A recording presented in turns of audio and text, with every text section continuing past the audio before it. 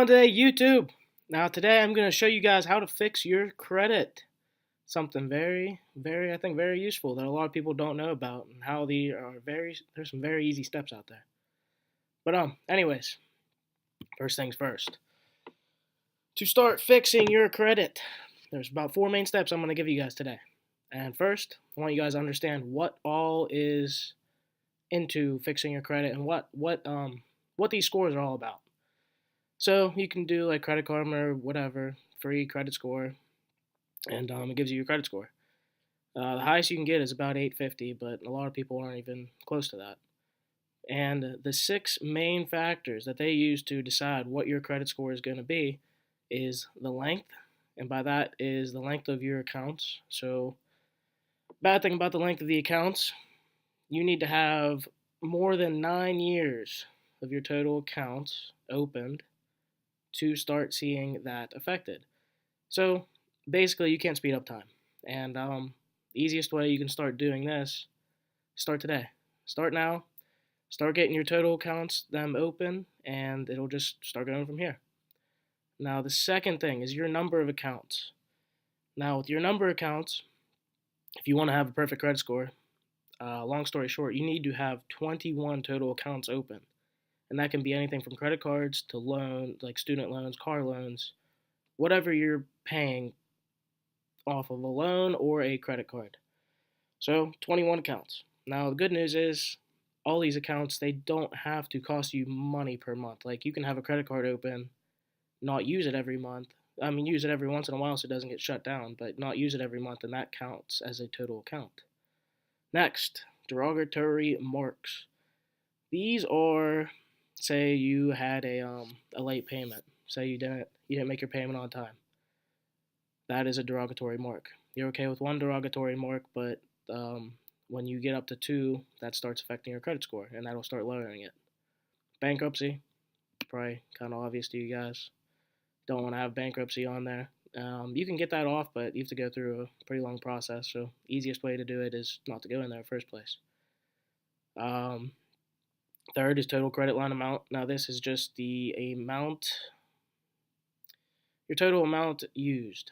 So basically, every credit card, say you have a $10,000 limit.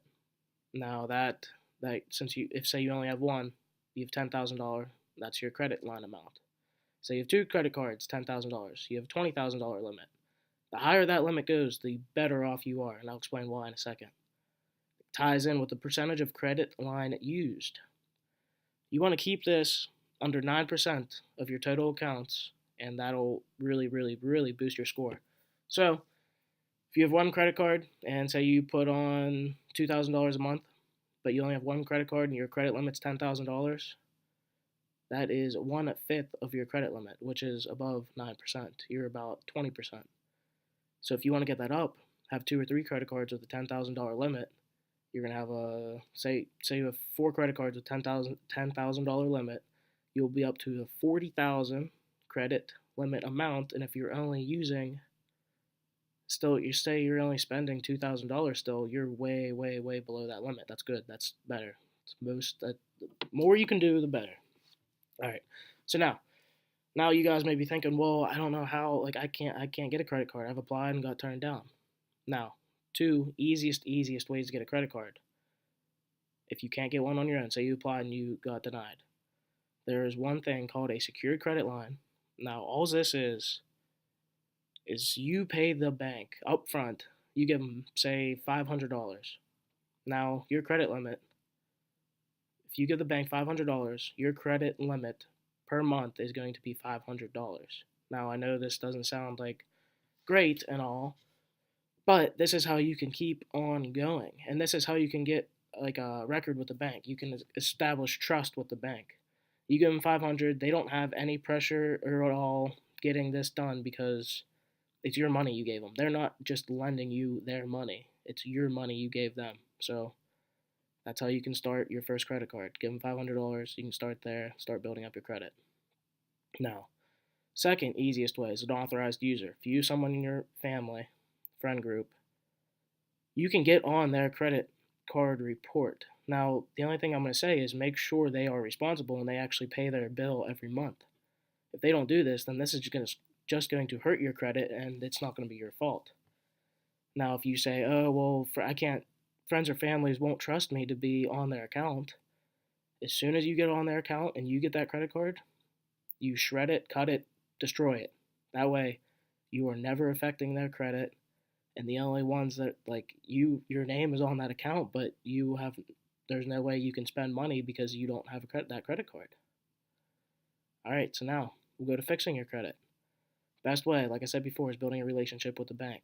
Now, say you say you have a loan or something, you're having trouble paying it off, and you want to get this under control.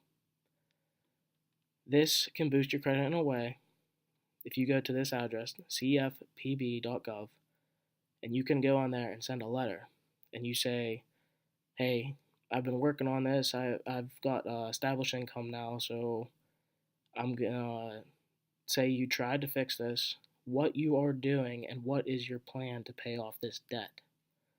Now, it is going to ask you for your social and your account number and your loan number, but this is just so they can find. These are .gov websites. These are actually government websites.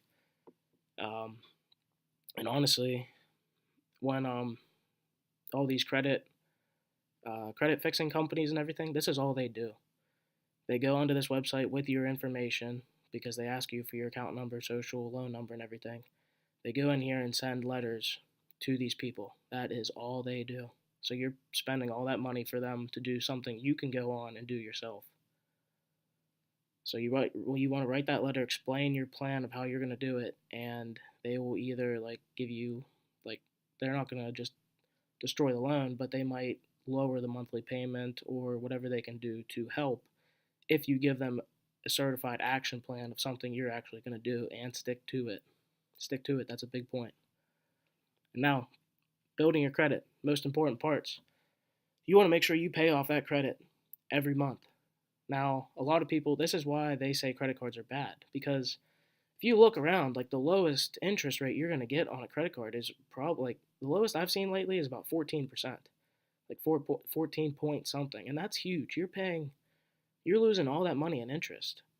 You need to pay this off each month, and you're not going to have to worry about this ridiculous fee that you're getting charged. That's why people don't understand. They get their credit card, they have a $10,000 limit, and they're spending more than they can afford to pay every month. So now they're paying all this interest, and that's why people say credit cards are terrible.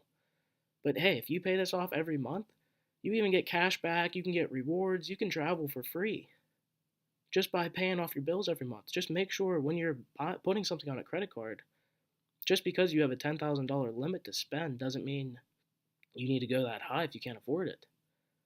Stick to whatever you have in the bank, pay it off each month. It'll help you. You'll get cash back rewards, you can get travel rewards. There's unlimited. Good place to go to apply for more credit cards, and there's just you can see what's all out there depending on whatever you want to do. I mean, like I said, there's travel, there's cashback, whatever suits you. This consumer.ftc.gov, that's a great site.